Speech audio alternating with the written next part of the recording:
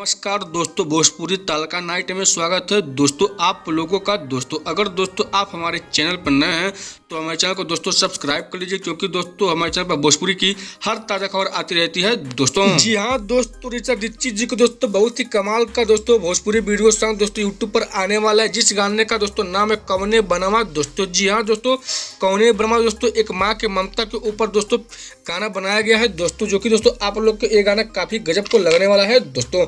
वहीं दोस्तों आप लोग को दोस्तों ये गाना प्रियंका सिंह जी के आवाज में दोस्तों सुनने को मिलने वाला है। और दोस्तों ये गाना दोस्तों भरदा अचरवा हमारे छठी मैया फिल्म का गाना होने वाला है दोस्तों। तो चलिए दोस्तों आप लोग को बता देते हैं कि भोजपुरी वीडियो सॉन्ग कौने बनवा गाने के फुल वीडियो को दोस्तों आप लोग यूट्यूब पर कहां पर देख सकते हैं। आप लोग को दोस्तों बिना देरी करते हुए बता देते हैं दोस्तों। जी हाँ दोस्तों, इस गाने के फुल वीडियो को दोस्तों आप लोग यूट्यूब पर देख सकते हैं बी4यू भोजपुरी के यूट्यूब चैनल पर दोस्तों। जी हाँ दोस्तों, बी4यू भोजपुरी के यूट्यूब चैनल दोस्तों कौने बनवा गाने के फुल वीडियो को आज सुबह में दोस्तों 9 बजे लॉन्च कर दिया गया है दोस्तों।